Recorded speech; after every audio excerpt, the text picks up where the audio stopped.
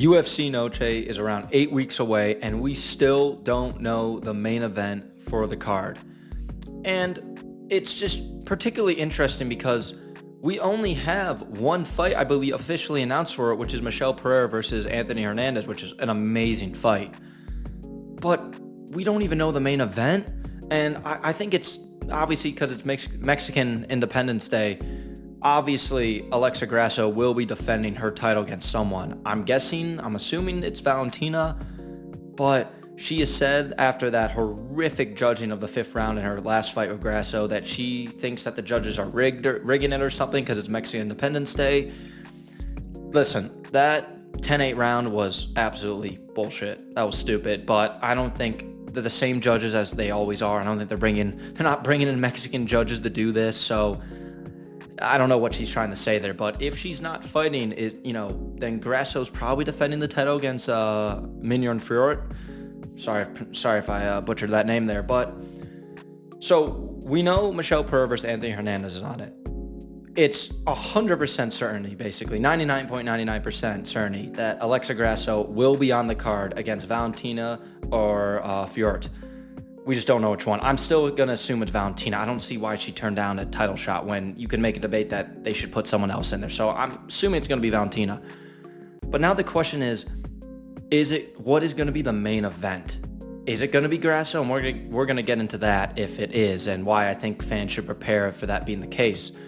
But so the card's only 8 weeks away. And there was a point in time where it kind of seemed uncertain if it was going to be UFC 306.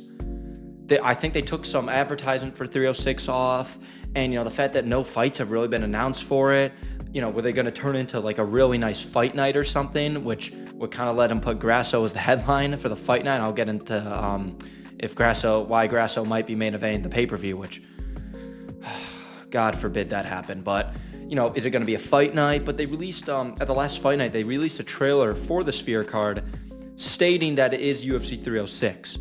Which still means Grasso could headline it, but it makes it more, the chances go up that there will be the co-main event since it's UFC 306 and not just a really good fight night. So thank God the trailer came out, confirms 306, better chance that we get another fight for the main event and Grasso's the co-main. And Ariel Helwani recently came out and kind of discussed some of the plans that the UFC has. And obviously, like he said himself, this could change at any moment. It could change when he was saying it, and I think he said it could change just because Ariel's reporting, and Dana White is petty enough to do that. So I could see anything happening, but I think the plan was to have, Topuria versus O'Malley, Topuria versus Holloway in Utah. I believe that's UFC 307 or 309. I think UFC 309, yeah. I might be wrong on that, but have that in Utah, and then Sean O'Malley versus Merab at the Sphere, UFC Noche, UFC 306. And there's been a lot of talk about this because you had the leaks with, I don't know if it was the French broadcast or something. You had these leaks saying, Sean O'Malley versus Merab is co-maining. Then you have Ilya versus Max Holloway is the main event. I just don't really take these leaks that seriously. And when I saw that, I was like, no way. No way are they doing that. And, you got people, coming out with like prediction videos for those fights. It's like, guys, these are leaks. None of this is official. And you got people coming out with videos discussing these fights like they're happening, which I just think is kind of ridiculous. I don't understand that.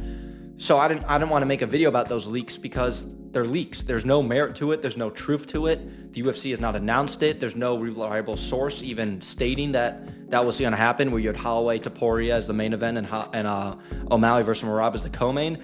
And if you actually think about it, Ilya just knocked out Volkanovski, so it makes sense that he's main eventing, but O'Malley, who is the golden boy, the definition of Dana White privileges, Sean O'Malley, is going to be co-main eventing that? I don't think so. There's no way they're putting both of those on the same card, and I wish they did. How awesome would that card be with both of those fights on it? It would be amazing. No way, though. I feel like if you know the UFC, no way they're doing that. Not at all. I never believed those leaks. It's too good to be true, and it was not a reliable source at all. So Ariel Helwani says that he's expecting O'Malley versus Merab to headline the Sphere. And I think that's the most likely choice unless it's Grasso. If it's not Grasso, that O'Malley versus Merab is the most likely choice. But what I don't understand is, why haven't these fights been announced? And Dana White, on top of this, said there's only 10 fights. 10 fights. So what, the main card makes up half the fight card? You got people paying thousands of dollars, absolutely just ridiculous prices for these Sphere tickets, and they're only getting 10 fights. When was the last card that had 10 fights? Besides maybe a shitty fight night or something, but that even I can't remember it only having 10 fights. But for a pay-per-view, 10 fights, let me know in the comments if you guys know example of one that's happened for a pay-per-view. Please let me know, because I just can't think of one, but I might be missing something. But as right now, I just can't think of that. So only 10 fights. Only, I believe, Michelle Pereira versus Hernandez has been announced, and obviously hasn't been announced, but it's Mexican Independence Day card. Alexa Grasso is definitely, she's definitely going to be on it. So that's either the main event or the co-main. Let's just say it's the co-main. So you basically have 2 fights announced on this card. It's 8 weeks out. A lot of fighters like a 12, 10-week training camp, and we don't have these fights announced yet, which I just don't like, because now I feel like it's going to feel that this card is just being rushed together, unless maybe they have all these contracts signed already.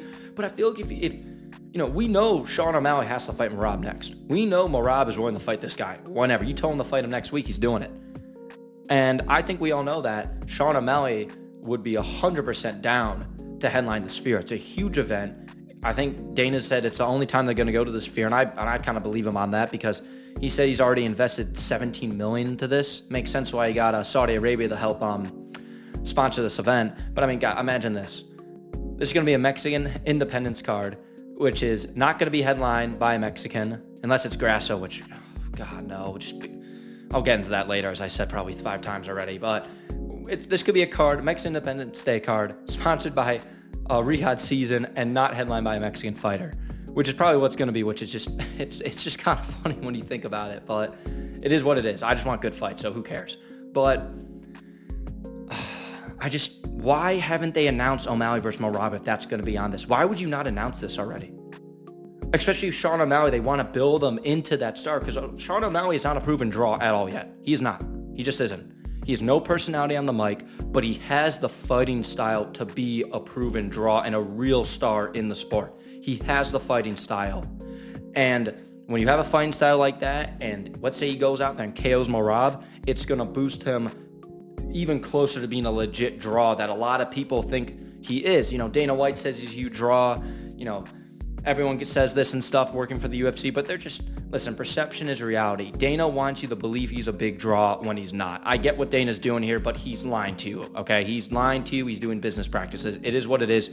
People just got to be able to see around this type of BS. But if he KOs Merab, that gets him a lot closer to what Dana White is saying that he is. So I don't know why this fight wouldn't already be announced, and watch it get announced as I'm filming this or tomorrow, and I just look like a complete idiot, which if that happens, hey, it happens. But you think that they'd want this fight announced at least 12 weeks before, build some hype. Oh, O'Malley, think of all the advertising they can do, like O'Malley, headline the Sphere and stuff like that. So many good advertising they could do to hype up O'Malley even, because obviously he has no mic skills at all. I don't know, maybe he's on edibles 24/7 when he's on the mic, because that dude has, he's one of the most boring guys on the mic I've ever seen in my life. I think Merab is a way better shit talker, and it's funny because Sean O'Malley, I just gotta say this, all he talks shit about, his only talking point is calling people short. O'Malley, you're 5'11". You are a short man. I'm 6'1". If anyone could go talk about short jokes, it's me. I don't do that. Because, I'm not insecure, and, it's just stupid. It's boring. It's childish. Oh, I'm taller than you. That's all O'Malley does. In a 135 division, maybe he's not even 5'11". I think he's 5'10" or whatever. I don't know. Let's say he's 5'11". It's like, dude, you're 5'11". Stop saying short jokes, man. It's actually pathetic for a short man to be insulting another short man. So, O'Malley, get to 6 foot and then start talking short jokes and stuff. Or move up a division and then start talking short jokes. So, just had to say that. O'Malley, awful on the mic. Merab is so much more interesting. His skits are hilarious. People love him. And his fight style, obviously he's way different than O'Malley's, but his fight style with his cardio, the machine, that's his nickname, but he literally is a machine, is super exciting. So I hope that fight happens here. But, guys, we need to be prepared for Alexa Grasso headline this event. There have been multiple times when Dana White has hyped up events, and not saying he's done a bad job on it, but for how much he's hyped it up, they've kind of disappointed slightly. Like with UFC 300, everyone might be like, oh no one complained about that. In the build up to that, you know how many YouTube channels and other people on Twitter were complaining about UFC 300, even though it was the most stacked card I've ever seen in my life? So many people were. But that's a little bit because Dana White was hyping the card up like it was like Jesus Christ or something. He was hyping that card up so much. So I get why fans were slightly disappointed, but I think also fans need to learn that Dana White is hyping stuff up because he's a businessman and he knows what he's doing. So fans just need to take everything he says with a grain of salt. That's what fans need to do. So with the Sphere, he's even said that it's like going to be like the show that blows the fans away, not even the fights. And like, so you can even tell that like, he didn't really say not the fights necessarily, but he said it's going to be the show and like the stage and what it all looks like when it comes together. It's going to blow fans away. So you can kind of tell that in the back of his head, he's like, I'm going to disappoint some fans here. So I need to sell the fans on the experience, not the fights, the experience. I mean, when you see Dana White talk about a normal UFC pay-per-view, be like, oh, it's going to be the production that blows everyone away. I mean, don't get me wrong, UFC has great production quality, it's great quality, but you don't see Dana White, talking about that for a card. Really, you don't really see that, but for the Sphere, he can kind of push that, and it doesn't look as strange because, it's at the Sphere, but it kind of gives me a bad feeling. It's like, I think Grasso might headline this, and that's kind of a little bit what this video is about, because, guys, we need to mentally prepare for Alexa Grasso versus Fjord or Valentina Shevchenko, their trilogy fight, to be headline this card. And I hate to say it because it would be a colossal, massive disappointment if this was the case. And for how much he's hyped up this card, it's nothing against Alexa Grasso at all. I think she's a great female fighter. I think she's fantastic. I think I don't even think her fights are really necessarily boring at all. But for headlining this card on a pay-per-view, it'd be really, really disappointing, guys. But I think we need to mentally prepare for it. And my personal prediction on who's going to headline the Sphere, I'm going to be an optimist here. I'm going to say it's O'Malley versus Merab. I'm going to say O'Malley versus Merab, but I'm being an optimist here. Like, I want the fight I want to see on this card. So I'm going to say it's Sean O'Malley defending the bantamweight title versus Merab. But I'm also pressing on the brakes a bit and mentally preparing myself that it has like a 50% chance of being Alexa Grasso defending her bout against somebody.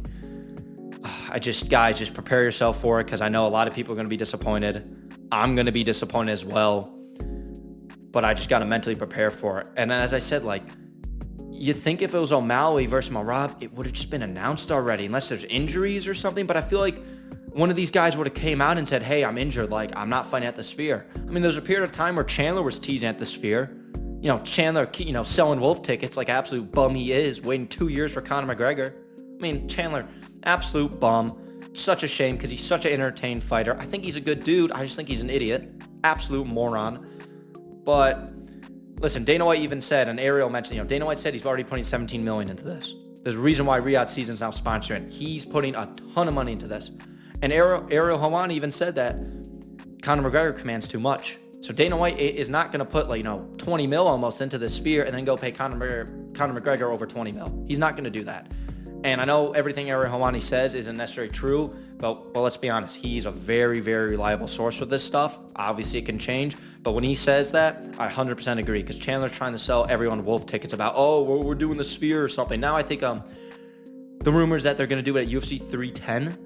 So Chandler's going to go wait into 2024 or something for this, or at least right till, if that even happens, which I don't believe it'll happen at all. I'll believe this fight happens when Conor McGregor is in that goddamn cage. I won't believe it when the fights are rolling. When he's in that cage and the bell is rang and they start swinging at each other, that's when I'll believe this fight happens. But until then, Chandler can go keep taking, medication walks, through the woods, and, keep preaching about some Bible stories, instead of looking in the mirror and realizing what he's done. And, you had Dustin Poirier go on Ariel Helwani's show and just roast the dog shit out of Chandler. Just absolutely roasting him. So I don't know what he's doing, but it just pisses me off that he's selling wolf tickets over and over again, and the Sphere is part of this wolf ticket selling. Not as much anymore, but for a time it was. So official prediction, I think it's going to be O'Malley versus Merab, but my mind is mentally preparing that it is Grasso. So I'm going to be disappointed regardless, but I'm just trying to be less disappointed, if that makes any sense. So I hope you guys, everyone watching here, mentally prepares themselves for disappointment and, mentally prepares that Sean O'Malley will not be on this card and Ilia Topuria will not be on this card. And last thing, I just wish the UFC would put these fight cards together not so last minute. I feel like when you look at UFC 304, which is in a couple weeks, it's such a well-built fight card. Great main event, great co-main event, even though it should be for the undisputed title, but whatever. You got Manel Kape versus Muhammad Mokaev. You got Gigi DeCaza, oh my God, I just butchered his name. Holy cow, versus Arnold Allen. Giga DeCaza versus Arnold Allen. What's the featured fight? Oh, Paddy Pimblett versus King Green. Oh God, I still want to call him Bobby Green, but I'll call him King Green. That's just a well-made card. Great main event, great co-main event, great complementary fights all throughout the card. That's how you build a card, and none of it seemed rushed.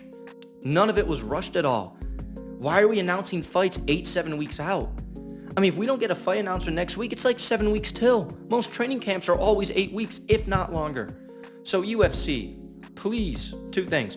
Put Sean O'Malley as the main event for this card, and please, look ahead, plan ahead, put these cards together faster, and just with more time in between the announcement dates of the fights and when the card actually takes place, because I don't want this fight card to be announced 6 weeks out. It just doesn't feel right at all, and it just feels like everything's rushed and that they're scrambling. They don't know what they're doing and stuff. So hopefully the UFC can be better at their managing and stuff, and hopefully we get Sean O'Malley versus Merab, and let's just pray that Alexa Grasso is the co-main event and not the main event. So appreciate you guys listening to this. If I missed any detail, anything about this that contradicts maybe what I'm saying, let me know in the comments below, because there's a lot of stuff about this. So I don't think I missed anything, but you never know. So please, if I missed something, let me know in the comments below. Appreciate you guys watching. Take care.